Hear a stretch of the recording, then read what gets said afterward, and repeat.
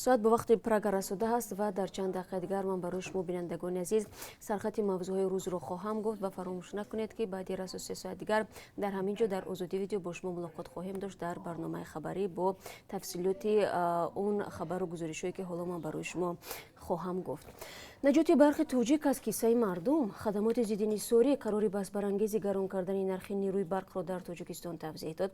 интизор меравад ки аз моҳи сентябр аҳолии кишвар нархи барқро аз рӯи тарофаи нав пардохт намоянд. масъулони хадамоти зидди нисорӣ мегӯянд нархи феълии барқ ки 19 дирам аст хароҷоти ширкати барқи тоҷикро намепӯшонад. аммо чаро бояд мушкилоти ширкате ки бинобар мудирияти нодуруст ба чунин вазъият гирифтор шудааст аз ҳисоби мардум ҳал карда шавад? ин суолест ки аксари сокинони кишвар аз ниҳодҳои зиддахл ба он посух гирифтан мехоҳанд. дар барномаи хабарии имрӯз мо бори дигар ба ҳамин масъала таваҷҷӯҳ хоҳем кард ва бояд гуфт ки дар Тоҷикистон охирин бор тирамоҳи соли гузашта нархи барқро зиёд карданд.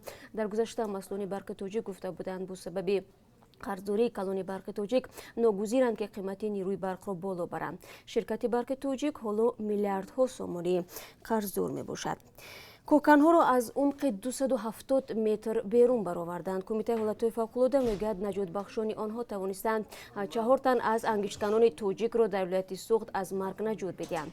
бинобар як садама дар умқи кон роҳи хуруҷи ангиштканон ки он замон дар дохил буданд баста шуд ва онҳо дармонданд.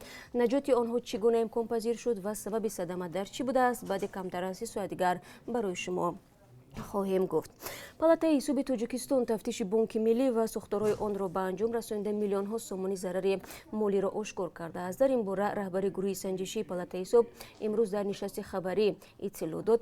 палатаи ҳисоби Тоҷикистон дар пайи ин санҷиши молиявӣ ё аудиташ инчунин истифодаи ғайримақсаднок ё бо ҳадафҳои дигар харҷ шудани маблағҳои буҷаро аз тарафи Бонки миллии Тоҷикистон фош намудааст. ин ниҳод мегӯяд ҳоло санҷиши фаъолияти бонки давлатии амонатбонкро шурӯъ намудааст.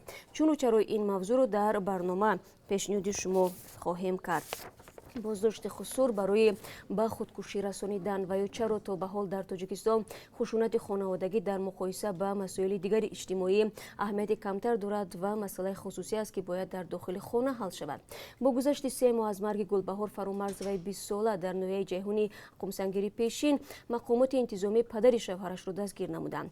ҷасади овехтаи Гулбаҳорро дар анбори хонаи шавҳар пайдо карда буданд ва пайдо кардани ҷасади келин дар хонаи шавҳар дар Тоҷикистон мисоли нав нест.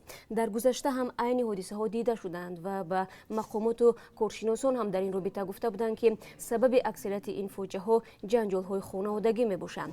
дигар сабаб ба гуфтаи равоншиносон бемориҳои равонӣ ва афсурдагии арӯсони ҷавон аст ки нодида гирифта мешаванд ва бо фоҷиа меанҷоманд.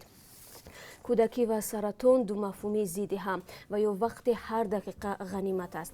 дар барномаи имрӯз дар мисоли писарбачаи 10 солаи оиди бемории саратон барои шумо хоҳем гуфт ки ба гуфтаи пизишкони тоҷик соласол дар минтақаҳои мухталифи Тоҷикистон бештар мешавад. аз як сӯ мубтало шудани кӯдакон ба ин маризӣ барои волидайни онҳо хабари шум аст. аз тарафи дигар вақте дар дохили ватан аллакай имкони табобат нест ва бояд волидайн кӯдаки беморашонро ба кишварҳои дигар барои муолиҷа баранд, аммо барои ин маблағ надоранд, пас онҳо бояд чӣ кор кунанд? дар аксари чунин ҳолатҳо хонаводаҳо ба кӯмаки одамони саховатманд умед мебанданд ва мисли қаҳрамони гузориши ҳамкорони мо ки ҳоло миёни маргу зиндагӣ мубориза мебарад. ва бинандагони азиз, боз чанд матлаби дигар низ ҳаст ки дар барномаи хабарӣ мо ҳатман ин маводҳоро бо шумо дар миён хоҳем гузошт ва умедворам ки ҳамаи шуморо дар пахши мустақим хоҳем дид. чун ҳамеша то он вақт агар шумо ҳар хабар ва ё видеову аксе доштед лутфан дар ихтиёри радиои озодӣ гузоред ва то он дам худо нигаҳдор.